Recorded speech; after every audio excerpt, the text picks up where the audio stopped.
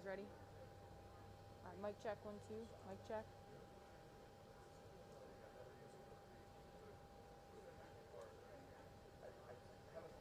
Okay, I'll crank it up here.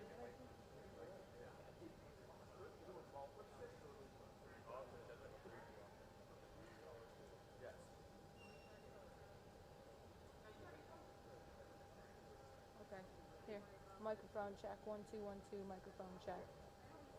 Okay, all right.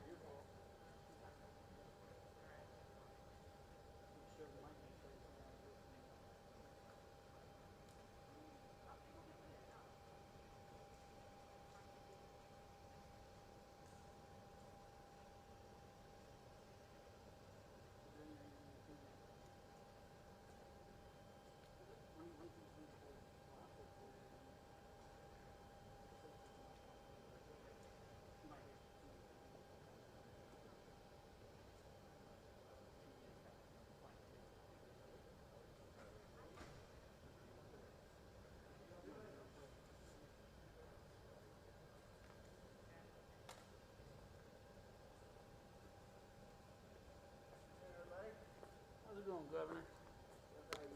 Oh, you know. Haven't seen you for a while. Really haven't been up here in a while. Thought you retired. No, not with you still in office. No? I won't make any smart comments then. All right. I think you all are back far enough, and I'm back far enough at least. I'll take my Great Lakes mask off here. So, everybody set? Well, good afternoon, everyone. Thank you for being here. I wanted to come today to talk directly to the people of Cleveland area, Northeast Ohio, and report exactly where we are in regard to the virus. And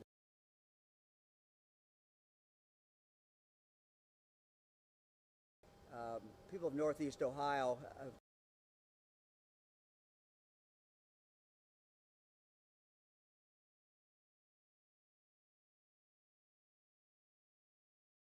early spring. We were able to flatten the curve. We were able to keep this virus down. We saw it spring back up June and July. We saw at that time cases go up significantly at the same time that we saw hospitalizations go up, and they were tracking. And at that time, we asked people to wear a mask. And we put an order on in regard to the red counties. And at that time, the red counties were primarily the urban counties. But at that time, we saw a significant increase in the number of people wearing masks. And when we saw that, we then, shortly after that, started seeing cases go down again. So 2 different times, people have stepped up and done what they needed to do here in Ohio and in Northeast Ohio. We are now at a 3rd stage, and now what's happened is for the last several weeks we've started to see a real significant increase in the cases. We have doubled in about 2.5 weeks. We've doubled the number of cases from 1,000 cases in Ohio to 2,000 cases. And at the same time, we've seen the positivity rate almost double. We were down to about 2.5%. We're now pushing on a daily average close to 5%. So we've seen that double. We've seen a real significant spread throughout the state of Ohio, this red tide going all over Ohio into our rural areas. And so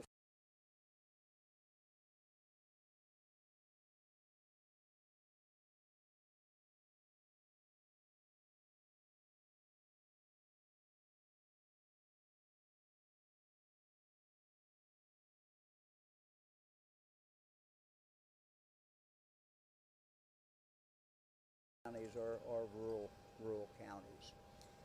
So as we try to analyze what's going on, what we see in county health department after county health department. I talk to the county health departments every Monday morning, 7:15 call. I get a report, exactly what's going on. And they're basically reporting the same things, county to county. And that is that the spread is not so much in workplaces, it's not so much in classrooms, it's not really in college classrooms, we don't think, it's not much in K through 12 classrooms themselves, but it's when people are just doing more casual things, getting together. It's human nature, I think, when we're with friends, we're with family, to let our guard down. And that's really what is happening. And what is happening in Ohio, we're seeing across the country, certainly in the northern states, and we're seeing it, in Europe, and we're seeing it, around the world. As Dr. Fauci said over the weekend, though, we have really learned a lot since this virus started. And one of the things he said was, and the other experts tell us, is we've really learned the value of the mask. That these masks, when two people are wearing them, really has a great ability to cut the spread down. So I'm here today to say thank you for what you've done. Please wear the mask. Rural counties, we're not seeing the mask wearing as high. We would like to really see it get up. If we could get 85% of the people who are out in public to wear a mask in the state, and if we could get people just not to stop what they're doing, but rather to maybe do it differently. And that's what we're going to have to do as we go through this. It will make all the difference in the world. How do I know that? I know it because we saw it in Ohio in July, in the summer. We literally saw a very significant decrease in the cases when mask compliance went up in our urban areas, for example, from, I'm guessing, 50% maybe to 85, 90%. We saw the cases go straight down. And that's what we've got to do again. This is a more precarious time for a couple reasons. The experts have told us all along that as it gets colder, we're more inside, that there's going to be more spread, and we know that. So it's a bigger challenge, but we truly can turn this around. And look, I understand people are sick of wearing masks. People are sick of distancing. They're just sick of the whole thing. We can see the end of this. I don't know exactly when the vaccine is going to be available in Ohio, but we're getting ready in Ohio. We're going to put a dashboard up tomorrow where doctors and hospitals and others can sign up, where they will be getting the vaccine when it's here. We're ready for it, and it will be coming.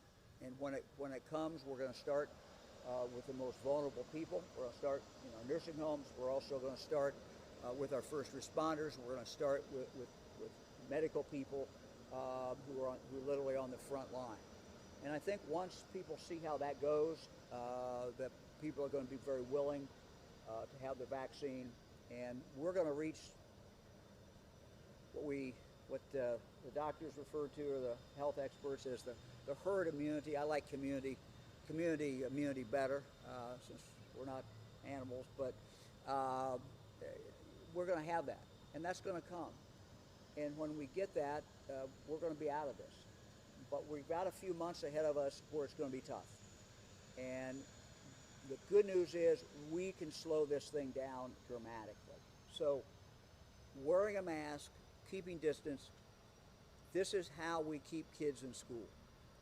This is how we keep kids playing sports. This is how we keep our colleges open. This is how we keep our businesses open, by doing this. Because a huge surge upward that we're starting to see is going to do nothing good for the economy. It's going to slow things down. It's going to bring about our schools having to go totally remote. And we're already starting to see that in some communities in Ohio where the virus has risen up. Teachers have gotten sick. Students have been quarantined, and schools have had to pull back and go to remote. So we can fight this. We have a common enemy. The enemy is the virus. We can keep this virus down, but we just all got to pull together. And so that's why I'm here today, and more than happy to answer any questions. Governor, you're obviously taking advantage of your megaphone to preach about the necessity of a mask, but you have more tools at your disposal. Have you thought about taking extra steps, given your concern that you're laying out right now? You know, I'm going to have the same answer that Dr. Fauci had this weekend on 60 Minutes when he was asked that question. And he basically said that shutting down the economy is the last thing we want to do. And the good news is we don't have to do it. I'm here to tell you we do not have to shut our economy down. We can do two things at once. And it's not that people have to dramatically change what they're doing. We have to change how we do things. And and we have to set what our priorities are. It seems to me keeping jobs, expanding jobs, keeping kids in school. I mean, this is what our priorities are. And if enough of us wear a mask, we can get this done. So this is a time when, you know, truly the people control, the citizens control, really control what the next 3 months are going to be like. Look, it's not going to be easy. No one says, we've known all along that when it got cold, when winter came, late fall, that this was going to be tough. But I will tell you, even knowing that, I was surprised at the rate of the increase. And one of the things that should cause us concern is that unlike the summer, when we saw these cases mostly be among young people, we're seeing the age go up. The other difference between now and summer is we're seeing the hospitalization go up at a faster rate than it did during the summer. And we can only assume, or I'm assuming, that that's because we are now talking about an older group. So it's different than the summer. This is the third big decision, if I could say it that way, that Ohioans are going to have to make, the third big challenge. We can do this. We know how to do it. We've done it before. We know a lot more. The good news is we know a lot more today than we knew when this all started. Governor, because of that rate of increase, we're 2 weeks out from the election. Are you concerned of it continuing at that rate so that it might impact the election somehow? Oh, I don't know. You know, I think people are making up their mind. They're voting at a unprecedented level as far as early voting in Ohio. So, you know, I don't think it's going to. I think what you're saying. Impact the carrying out. Yeah, that's right. Whether people will be able to turn out. I don't think so, and here's why. We're blessed in Ohio with a long tradition of voting absentee and voting in person. This weekend, I believe, the voting in person hours expand. Daily expands, and it comes into the weekend, this weekend, and next weekend. So people have great opportunities to vote. We would just ask them to be careful. You know, when they're standing in line, wear a mask, keep a distance. But you know, Secretary LaRose told me he thinks it's possible that we'll have more people vote before Election Day than on Election Day. That's possible. And what that will mean, or it should mean, is that we'll have more room, more space. There won't be as long lines on Election Day. So I think it's going well. There's always some glitches. There's always something going on, but I think Ohioans can feel safe in their vote and their ability to vote. You mentioned attributing the increase to casual dining, casual gatherings. Weekend after weekend, we report on Northeast Ohio bars and restaurants who are being cited for not following the 10 p.m. cutoff rule. Are you concerned that these restaurants and bars are not taking this seriously? Well, I think most people who run restaurants and run bars are doing a good job. You know, you read about the ones that aren't, but for everyone that's not, my guess is that the agents are investigating another 20 or 30. I'm just guessing those numbers. I see the numbers every week. So most bars, most restaurants are doing a good job. There's certainly some outliers, and they're being cited. But it's people who are letting their guard down, and it's very understandable. And this has been it's been a tough 7.5 months. You know, I want to spend more time with my grandkids. I want to be able to get closer to my grandkids. Fran and I go over a lot of nights and stand outside, and the kids are outside, and you know, we're able to talk with them. Did it yesterday for some of our other grandkids. So there's ways that we can do this. It's not perfect.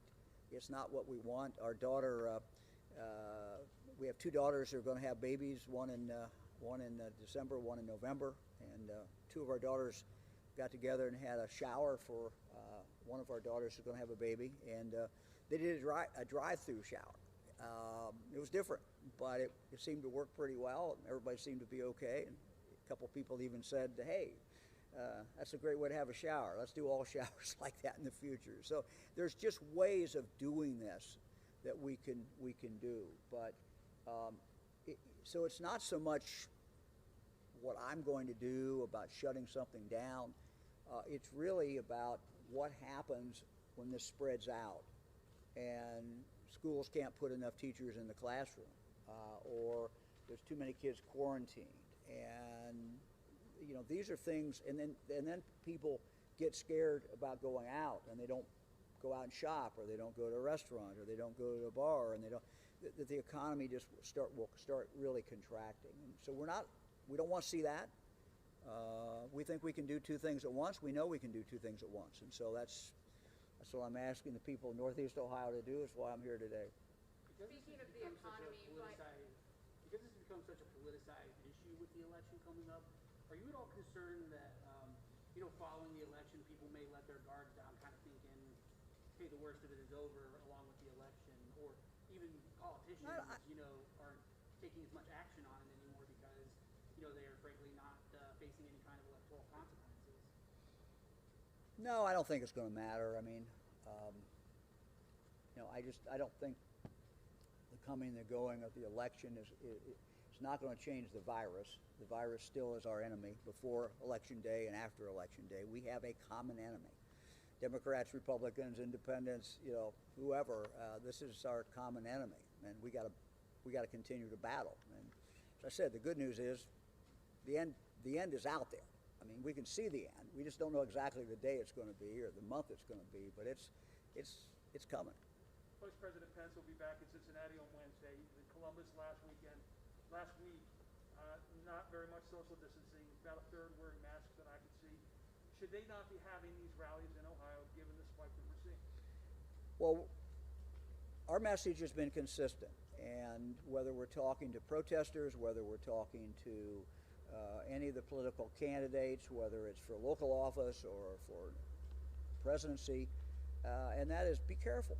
And the people who attend those rallies, be careful. Wear a mask. There's really no reason not to wear a mask. This is not an ideological issue. This is a safety issue. This is how you say you love somebody else and you love other people and you want to be helpful to other people and protect them. So we would just ask anybody who's going to any event, you know, like that, to wear a mask, keep a distance. We can conduct these events. And be safe. But we got to be careful. With the 15 days before the election, the state still has $900 million in CARES Act, $2.7 billion in rainy day fund. County has been sitting on another $100 million. Are you waiting for the lame duck session in order to really start dispersing some of those funds? And have you been made any promises by the Congress or anyone in the White House at that hard date of December 31st, where those funds then revert back to the federal government, will be extended? Because it's only 2 months, and that's a lot of money. Well, we've been juggling that question about what we how much we spend now, because we know we're going to need money in January, February, March, April, May. And so I can tell you where we are. We will have an announcement, I think, tomorrow. I'm talking later today with the Speaker and the Senate President to finalize exactly where some of this CARES money will go. We'll announce that tomorrow, we hope, and with some specificity as far as the amount. That money, as soon as the controlling board will meet, that money will go right out. In addition to that, I talk very frequently to county commissioners from major cities or major counties, as well as talking with mayors. Mayor Jackson I'll talk with tomorrow. Executive Brutish I talked to today. And these are some of the things that we talk about, how well they're doing in dispersing the money, how well that we are doing. So we're trying to balance this because we know we're going to need money next year. I'm an optimist. I believe that Congress will get something passed. Whether that occurs before the election or not, I don't know. But I believe that Congress will get it done this year. I believe if a bill passes, they will have something in there which will allow us to roll that money over there. So while I don't know that, I have no inside scoop. Do you have a deadline when you make that decision, when you'll, or? I think things are going to get more clear in the next several weeks. I think it's going to be pretty clear which way this thing is going to go and whether that's a possibility. I say I'm an optimist simply because I don't really see that they're horribly far apart. There's a deal to be had there, clearly. There's clearly a deal to be had, and I stand. Look, after the election, is that what's holding it up? I'm not going to go there. You have to talk to Mr. Brown, Mr. Fortman, your two senators, our two senators. Yeah. Governor, the schools are all over the map on their approach to bringing kids back. One of the issues there is money. Different school districts have space and technology differences. Will money come from the state to help them? What do you say to those school districts that can't figure this out right now? Yeah. I've given to every superintendent my personal email. I've heard from a lot of them, and what I would say to them, if they have a specific money problem, that we would like to hear about it. I know we've heard from some, and I think they've done a good job with what they've done. Most of them still have money to draw down. But if they look at that money and think, hey, we're not going to make it, we still want to know. We want to know about it. But as far as the CARES Act money that went directly to them, they draw it down as they spend it. And that's how it's worked with the federal government. And so most of them still have money, significant amount of money to draw down. But we're very open to hearing from them. And again, I want to say this. Superintendents have done a good job. The principals, teachers, I think our schools have done a very, very good job. It's really incumbent upon us as citizens to be careful. I don't care how good the school is, job that they do, if there is widespread virus in the community, there will be spread in that school. There is no way they can keep it out. The same way with our nursing homes. We worry about our nursing homes. For people who are, say, oh, well, I don't care, I'm not going to get it, or if I get it, it's going to be okay. I would simply say to them, worry about the people in the nursing homes who are vulnerable. Worry about your grandparents who are vulnerable, because you getting it may mean it spreads to somebody who is very vulnerable, and maybe you'll be okay, but they may not be okay. So this is we're all in this together, literally. With what you said about the nursing homes, many counties up here, Lorain County specifically, has been seeing an increase in congregate setting cases in the last couple weeks after seeing very few for a long time. Would you attribute that at all to the change in the weather getting colder, or would it be more people just being casual about masking? Well, when you see an increase in the nursing homes, in general, it's going to mean that there is more spread in the community. Now, some of it's luck, some of it is, there's an element of luck with everything, or bad luck with everything. But if you're starting to see more widespread spread in nursing homes in general, that comes from more spread in the community. So what we do in the community literally impacts our school, people we care about, our elderly, people in the nursing homes, people in congregate settings, and certainly our kids in school and their ability to stay in school. Governor, with that in mind, what would you say about Halloween? You haven't passed things or mandated against Halloween. I know there are recommendations, but arguably Halloween would be the definition of spread through communities. Well, I think it's clear Halloween parties are not a good idea. Big gatherings are not a good idea. There's ways, as I said at the beginning, there's ways to do most things that can be safe. Parents going out with kids and trying to keep those kids, their kids, separate from other kids is important. I think how trick-or-treaters approach a house is important. Don't go right up to the door. And I would say the same thing to people who want to turn their light on and want to have a treat for them. There's probably a way of doing it, but you just got to be careful. I mean, what you don't want is, the spread of touching a lot of different things. But it is outside, and again, people need to wear some sort of mask. What you always worry about in Halloween, or at least what I worry about, is any kind of mask messing up vision, because kids can get hurt, trip over something, mess up their vision. So you don't want to ever mess up vision, but this type of a mask won't do vision. You'll see fine. So just there's ways of doing it, and I think people just have to be careful with their kids and how they go about it. Senate Republicans introduced that bill to take away the 10 p.m. curfew on bars the other day.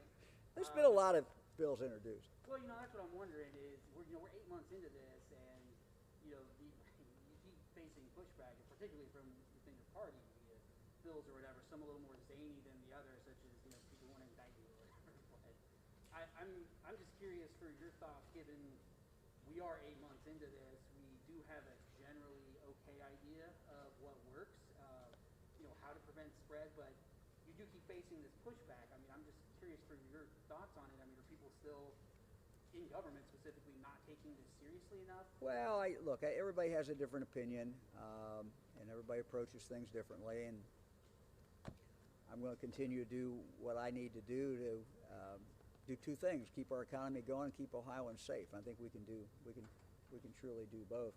The bars are a difficult question, as I said, because most people who are running bars, most people who are running restaurants are doing a good job. I fully realize that a 10 p.m. shut-off of liquor sales, 11 p.m. goes off the table, can't drink it anymore. I fully understand that costs bars money and it costs restaurants. They may lose people who want to come at 9:30 and eat dinner and have a drink or two or have a bottle of wine. So I don't minimize that. I don't minimize the impact that has had. When we were seeing these numbers go down, frankly, we were on the verge of lifting that 10 p.m. time. But it shot up like a rocket, and this is not the time for us to do that. We also, frankly, had discussions with a lot of mayors, with the exception of Mayor Cranley and several other smaller community mayors. I think every mayor I've talked to is not in favor of lifting it at this point.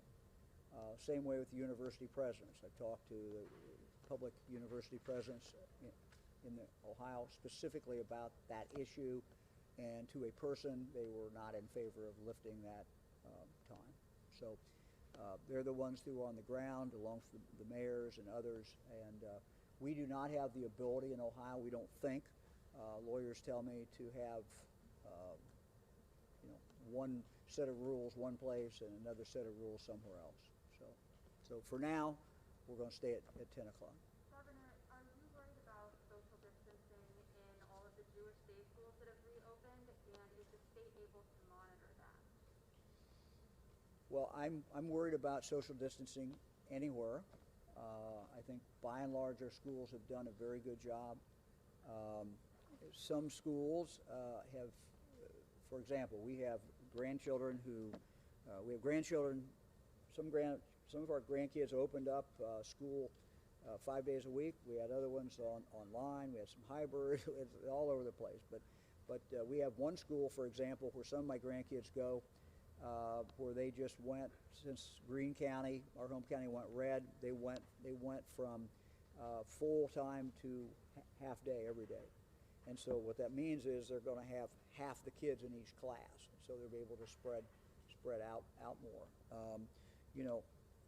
The distancing's important, and the fact that, with very few exceptions, the schools have been able to maintain a very, very high rate of mask wearing, I think has been very good.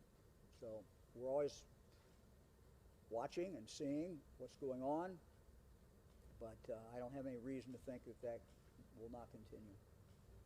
What actions do you have left that you can take if this does continue to worsen? I mean, is the only option essentially like, hey, if this continues to get worse, yeah, we have to go back into shutdown mode? Is there anything between there? Like, what? It feels like we've tried anything and everything over the past 8 months. So. Yeah, I mean, I really don't think this is what we want to have happen, because when there's a shutdown, some obvious things happen. And this has been tough enough for people from a mental health point of view. This is tough. We've seen, drug addiction appears to be going up. So the virus itself has caused a lot of problems. We know when we actually shut down the state that took the economy down as well, along with the pandemic that took it down. So there's really no reason that Ohioans cannot be careful and go about our business and do most of the things that we have done in the past. We just got to do them differently. So, I don't look for us to get to that point. I've said that I would never rule things out, because I can't make up scenarios, but that's not where we want to go. That's not what we want to do. Is there a certain number of cases or like a certain point you reach where you would reconsider some closing, things like that?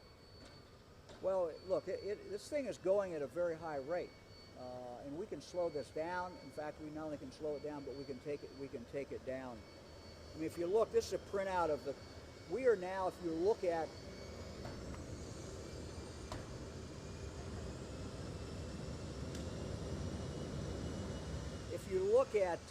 the region, we are now in the region, in number of cases per 100,000 for 2 weeks, we are 98.9. So the region as a whole is pretty much at what the CDC calls high incident level. Now, some counties are a lot lower. I'm just looking down here. Lorain County is at 59.7, Lake 55, 53.9. But then, Richland County is 121, Portage 122, Holmes County at 186, Tuscaroras County 170.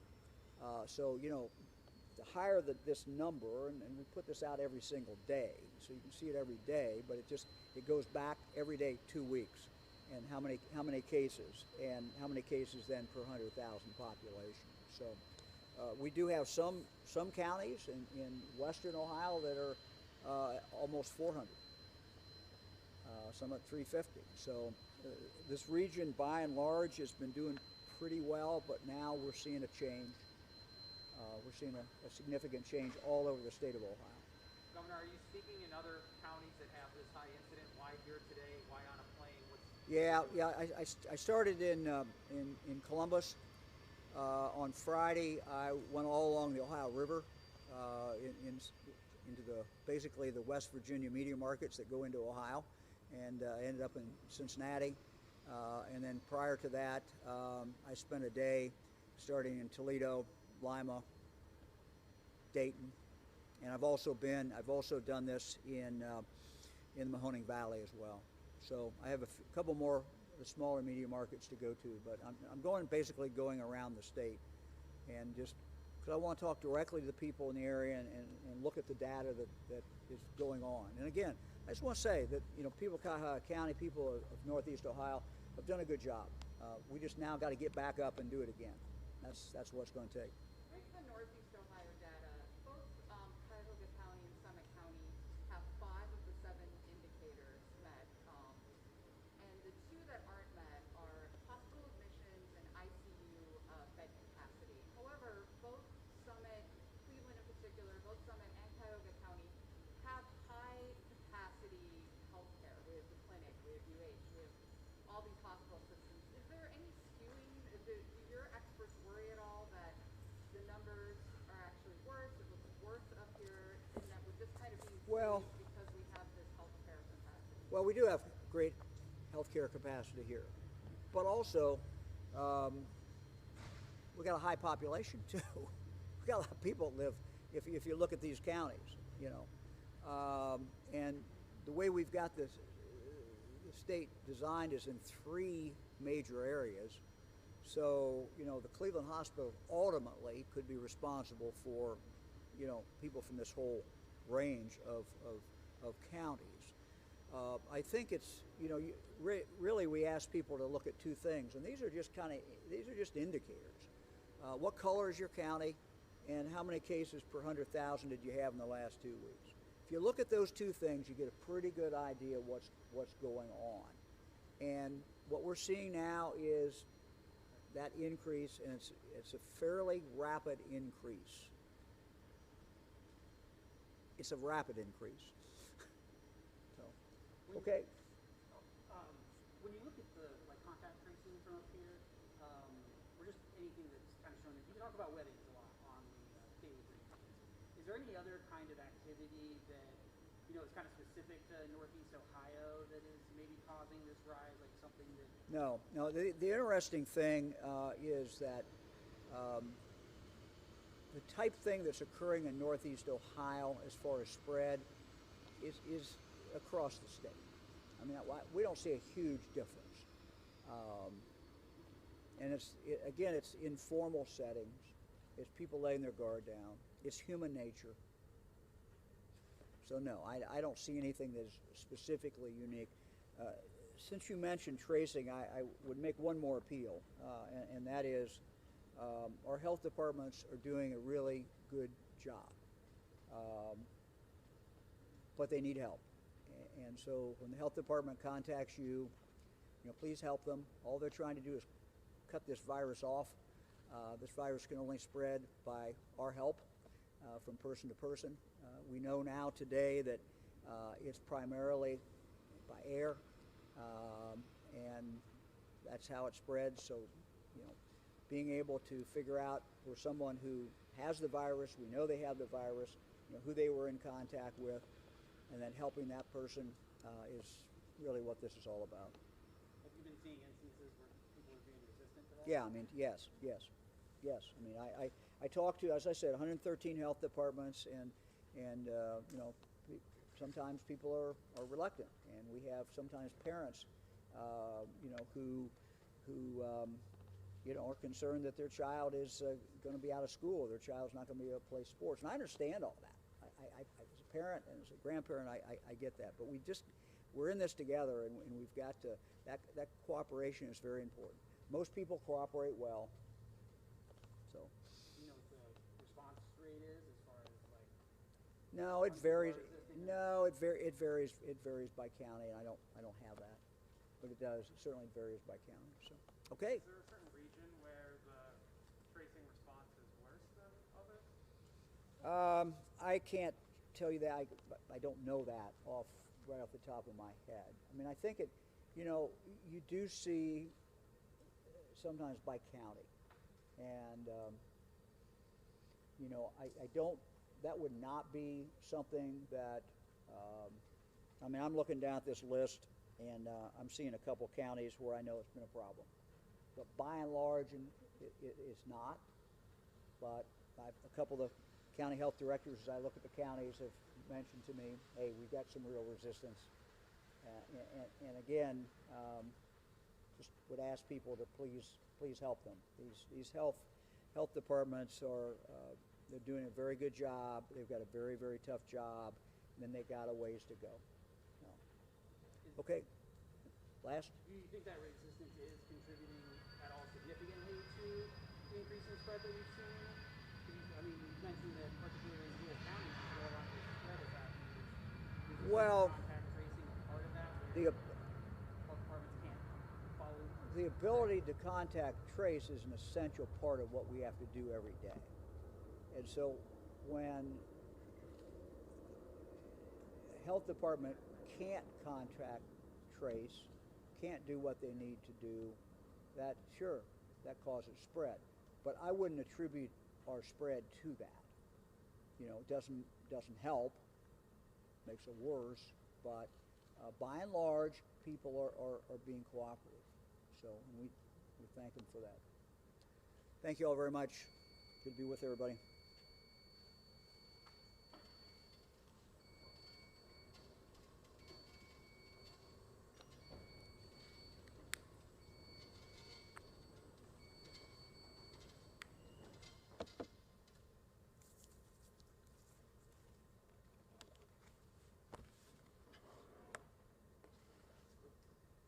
Don't want to get your microphone wet here. So.